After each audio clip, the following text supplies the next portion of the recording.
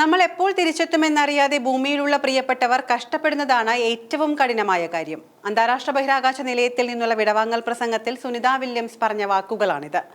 9 മാസമായി സുനിത വില്യംസിനെ കുറിച്ച് ലോകം ചോദിച്ചുകൊണ്ടിരിക്കുന്ന ഒരേയൊരു ചോദ്യമാണ് എപ്പോൾ മടങ്ങുമെന്ന്. ഒടുവിൽ അതിന് ഉത്തരമായി. കാലാവസ്ഥ അനുകൂലമെങ്കിൽ അവർ മാർച്ച് 19 ബുധനാഴ്ച ഇങ്ങെത്തും.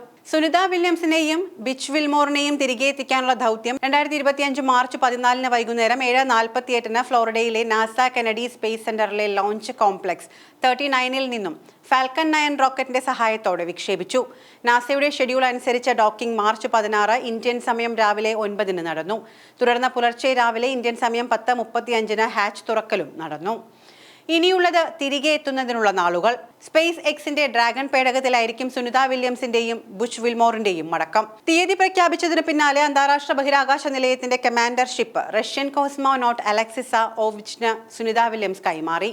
ബഹിരാകാശ രംഗത്ത് US റഷ്യ സഹകരണത്തിന്റെ വിളംബരം കൂടിയായ ചടങ്ങിൽ സുനിത വില്യംസ് വൈകാരികമായി പറഞ്ഞത് നിങ്ങളെ എനിക്ക് മിസ് ചെയ്യുമെന്നാണ്.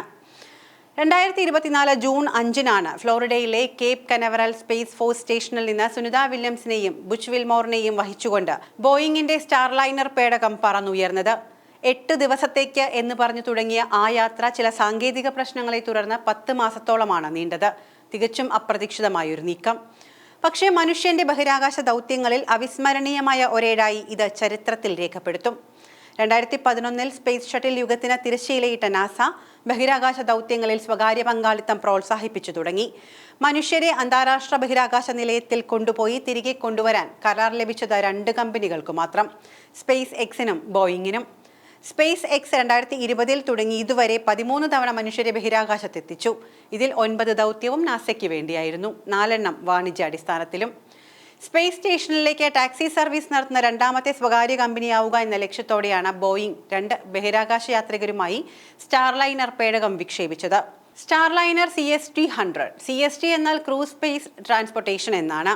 100 എന്നത് ഭൂമിയിൽ നിന്ന് 100 കിലോമീറ്റർ അകലെ ബഹിരാകാശ അതിർത്തിയായ കാർമാൻ രേഖയെ സൂചിപ്പിക്കുന്നു.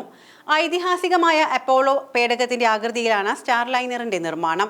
2 മൊഡ്യൂളുകളാണ് സ്റ്റാർലൈനറിനുള്ളത്, ക്രൂ മൊഡ്യൂളും സർവീസ് മൊഡ്യൂളും. ക്രൂ മൊഡ്യൂളിൽ 7 പേർക്ക് വരെ യാത്ര ചെയ്യാനാകുമെങ്കിലും 4 യാത്രികരും ബാക്കി സാധന സാമഗ്രികളും എന്ന രീതിയിലായിരിക്കും പ്രവർത്തനം. 6 മാസം ഇടവിട്ട് 10 തവണ വരെ ഉപയോഗിക്കാം എന്നതാണ് സ്റ്റാർലൈനർ ക്രൂ മൊഡ്യൂളിന്റെ സവിശേഷത. സർവീസ് മൊഡ്യൂൾ പേടകത്തിന്റെ ഊർജ്ജ സ്രോതസ്സായാണ് പ്രവർത്തിക്കുക. ബോയിങ് സ്റ്റാർലൈനറിന്റെ നിർണായക പരീക്ഷണ പറക്കലിന് ബോയിങ് തിരഞ്ഞെടുത്തത് നാസയുടെ സുനിത വില്യംസിനെയും ബുച്ച് വിൽമോറിനെയും. ഇന്ത്യൻ വംശജയായ സുനിത വില്യംസ് 1998 നാസയുടെ ഭാഗമായത്. 2006 ഡിസംബറിലായിരുന്നു ആദ്യ ബഹിരാകാശ യാത്ര. കന്യായാത്രയിൽ 195 ദിവസമാണ് സുനിത ബഹിരാകാശ നിലയത്തിൽ കഴിഞ്ഞത്. 2012 2ാമത്തെ ബഹിരാകാശ യാത്ര. 2 തവണകളിലായി 322 ദിവസം ബഹിരാകാശത്ത് കഴിഞ്ഞു. 50 മണിക്കൂറും 40 മിനിറ്റും സ്പേസ് വാക്കും നടത്തി. വിൽമോർ ആകട്ടെ 2 ദൗത്യങ്ങളിലായി 178 ദിവസം ബഹിരാകാശത്ത് കഴിഞ്ഞതിന്റെ അനുഭവ സമ്പത്തുമായാണ് സ്റ്റാർലൈനർ ദൗത്യത്തിന്റെ ഭാഗമായത്. വിക്ഷേപണത്തിന് മുൻപ് തന്നെ സ്റ്റാർലൈനർ പേടകത്തിൽ നേരിയ ഹീലിയം ചോർച്ച കണ്ടെത്തിയിരുന്നു. പേടകത്തിന്റെ ചലനം നിയന്ത്രിക്കുന്ന ത്രസ്റ്ററുകളുടെ ഇന്ധനമർദ്ദം നിയന്ത്രിക്കാനാണ് ഹീലിയം ഉപയോഗിക്കുന്നത്.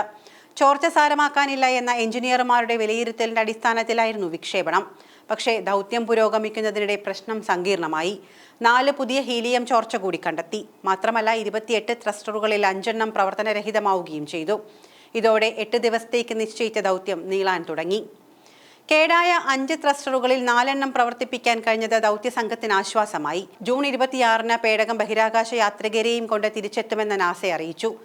പക്ഷേ കൽപ്പന ചൗള ഉൾപ്പെടെയുള്ളവരുടെ ജീവനെടുത്ത കൊളംബിയ ദുരന്തത്തിന്റെ നടുക്കുന്ന ഓർമ്മകൾ മായാതെ നിൽക്കുമ്പോൾ എങ്ങനെ റിസ്ക് എടുക്കും? ഒടുവിൽ അത് വേണ്ട എന്ന് തീരുമാനിക്കുകയായിരുന്നു. അങ്ങനെയാണ് സുനിത വില്യംസിനെയും വിൽമോറിനെയും അന്താരാഷ്ട്ര ബഹിരാകാശ നിലയത്തിൽ തുടരാൻ വിട്ട് സ്റ്റാർലൈനർ പേടകം ആളില്ലാതെ ഇങ്ങ് ഭൂമിയിലേക്ക് മടങ്ങിയത്. സെപ്റ്റംബർ 6 പേടകം സുരക്ഷിതമായി ലാൻഡ് ചെയ്തു. ഇവിടേക്കാണ് സ്പേസ് എക്സിന്റെ ഡ്രാഗൺ വരുന്നത്. ഡ്രാഗണിൽ മറ്റു 2 പേരെ കൂടി ഉൾപ്പെടുത്തി അവരെ സ്പേസിൽ എത്തിച്ച ശേഷം സുനിത വില്യംസിനെയും ബിച്ച്മോറെയും തിരിച്ചെത്തിക്കാനായിരുന്നു പദ്ധതി. എന്നാൽ അപ്പോഴേക്കും ഇത് രാഷ്ട്രീയ തലത്തിൽ വലിയ ചർച്ചയായി മാറി. അമേരിക്കയിൽ അന്ന് തെരഞ്ഞെടുപ്പ് കാലമായിരുന്നു. ജോ ബൈഡനാണ് അവരുടെ മടക്കയാത്ര വൈകിപ്പിക്കുന്നത് എന്ന രീതിയിൽ ട്രംപ് തുറുപ്പുചീട്ടുകൾ എറിഞ്ഞു. ഇതിന്റെ പശ്ചാത്തലത്തിൽ തന്നെ പ്രസിഡന്റ് ആയതിനു ശേഷം ഒരു നിമിഷം നേരത്തെ ഇവരെ ഭൂമിയിലേക്ക് എത്തിക്കാനുള്ള പദ്ധതിയുടെ ഭാഗമായി തന്റെ ഉറ്റ സുഹൃത്തായ മസ്കിനോട് സഹായം ആവശ്യപ്പെട്ടു. ഈ ആവശ്യമാണ് ക്രൂ 10 എന്ന ദൗത്യത്തിലേക്ക് എത്തി നിൽക്കുന്നത്. ഇത് 10ാമത്തെ ക്രൂ റൊട്ടേഷനാണ്. ദൗത്യം 2025 മാർച്ച് 14 വൈകുന്നേരം 7:48 ഫ്ലോറിഡയിലെ നാസയുടെ കെനഡി സ്പേസ് സെന്ററിലെ ലോഞ്ച് കോംപ്ലക്സ് 39 നിന്നും ഫാൽക്കൺ 9 റോക്കറ്റിന്റെ സഹായത്തോടെ വിക്ഷേപിച്ചു. നാസ ബഹിരാകാശ യാത്രികരായ Anne McClain, Nicole Ayers, JAXA ബഹിരാകാശ യാത്രിക തുക്കുയ ഒനിഷി, റോസ്കോസ്മോസ് ബഹിരാകാശ യാത്രികൻ കിറിൻ പെസ്കോവ് എന്നിവരാണ് ക്രൂട്ടൺ ദൗത്യത്തിലുള്ളത്. ഞായറാഴ്ച അന്താരാഷ്ട്ര ബഹിരാകാശ നിലയത്തിൽ അവരെത്തി. സ്പേസ് എക്സ് ഡ്രാഗൺ ബഹിരാകാശ പേടകം പുലർച്ചെ ETD അതായത് ഈസ്റ്റേൺ ഡേറ്റ് ലൈറ്റ് ടൈം 12:04 പരിക്രമണ സമുച്ചയത്തിൽ ഡോക്ക് ചെയ്തു. ഫാൽക്കൺ 9 റോക്കറ്റ് ഡ്രാഗൺ പേടകത്തെ മണിക്കൂറിൽ ഏതാണ്ട് 17,500 മൈൽ വേഗത്തിൽ ബഹിരാകാശത്തിലെത്തിച്ചു. ഏകദേശം 28 മണിക്കൂറിന് ശേഷമാണ് പേടകം ISS-ൽ എത്തുന്നത്. അതേസമയം സ്റ്റേഷൻ അറ്റ്ലാന്റിക് സമുദ്രത്തിന് മുകളിൽ ഏകദേശം 260 സ്റ്റാറ്റ്യൂട്ട് മൈൽ അകലെയായിരുന്നു. 28 മണിക്കൂർ നീണ്ട യാത്രയ്ക്ക് ശേഷം ക്രൂ 9 മെമ്പേഴ്സിനെ കണ്ടുമുട്ടി. ഞായറാഴ്ച പുലർച്ചെ ETD 12:35 ഹാച്ച് തുറന്നതിന് ശേഷം ദീർഘകാല ബഹിരാകാശ ഗവേഷണ ദൗത്യത്തിന് തുടക്കം കുറിച്ച സ്പേസ് എക്സ് ക്രൂ 10 അംഗങ്ങൾ സ്റ്റേഷന്റെ എക്സ്പെഡിഷൻ 72 ക്രൂവിനൊപ്പം ചേർന്നു. പുതിയതായി എത്തിയ ബഹിരാകാശ യാത്രികർ ഓരോരുത്തരായി ബഹിരാകാശത്തേക്ക് ഒഴുകിയെത്തിയപ്പോൾ ബുഷ് വിൽമോർ ബഹിരാകാശ നിലയത്തിന്റെ ഹാച്ച് തുറന്ന് മണിമുഴക്കുന്നത് വീഡിയോകളിൽ കാണാം. അവരെ ആലിംഗനങ്ങളും ഹസ്തദാനങ്ങളും നൽകി സ്വീകരിച്ചു.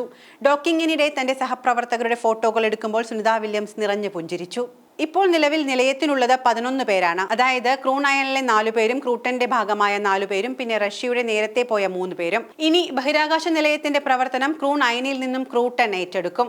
ശേഷം മെമ്പേഴ്സ് ഡ്രാഗൺ ക്യാപ്സൂളിന്റെ പ്രവർത്തനം ഇവർ പോകുന്നതിന് മുൻപ് തന്നെ വിലയിരുത്തും.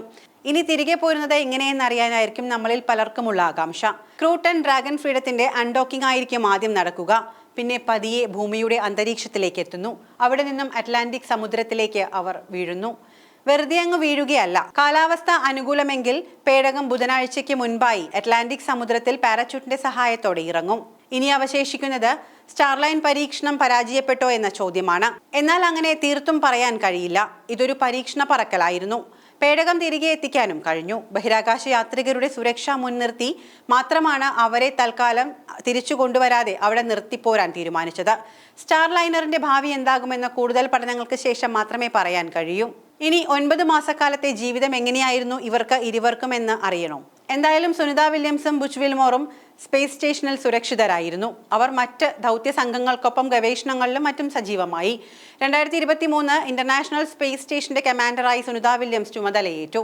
2025 ഫെബ്രുവരി 21 ഏറ്റവും കൂടുതൽ ബഹിരാകാശത്ത് നടന്ന വനിതയെന്ന നേട്ടവും സ്വന്തമാക്കിക്കൊണ്ട് സുനിത വില്യംസ് മറ്റൊരു നാഴികക്കല്ല് പിന്നിട്ടു. 9 തവണയായി 62 മണിക്കൂറും 6 മിനിറ്റുമാണ് സുനിത വില്യംസ് ബഹിരാകാശത്ത് നടന്നത്.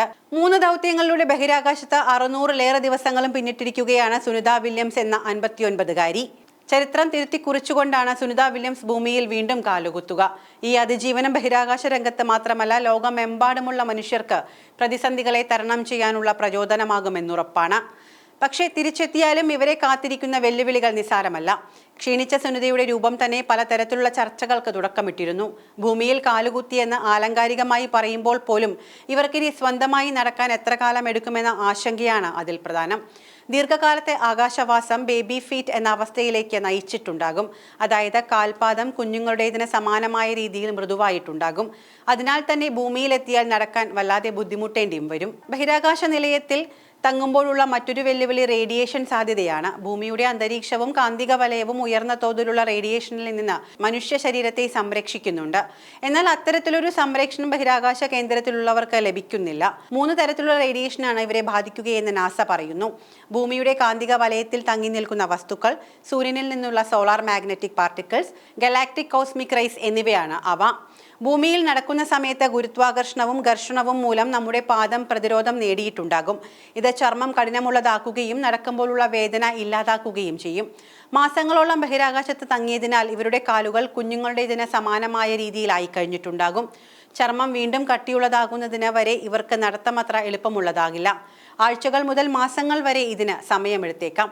മാർച്ച് 19 മുൻപ് വിൽമോറും സുനിത വില്യംസും ഫ്ലോറിഡ തീരത്തു നിന്നും പുറപ്പെടുന്നതിനും സമുദ്രത്തിൽ ഇറങ്ങുന്നതിനുമുള്ള തയ്യാറെടുപ്പുകൾ ആരംഭിക്കും. ഈ ജോഡികൾക്കൊപ്പം നാസ ബഹിരാകാശ യാത്രികൻ നിക് ഹേഗും റഷ്യൻ ബഹിരാകാശ യാത്രികൻ അലക്സാണ്ടർ ഗോർബുനോവും തിരിച്ചെത്തുന്ന ഡ്രാഗൺ ക്യാപ്സൂളിൽ ഉണ്ടാകും. പ്രതീക്ഷിച്ചതുപോലെ കാര്യങ്ങൾ നടക്കുകയാണ് എങ്കിൽ മാർച്ച് 19 9 മാസക്കാലത്തെ ബഹിരാകാശവാസത്തിന് ശേഷം സുനിത വില്യംസും വിൽമോറും ഭൂമിയിൽ കാലുകുത്തും.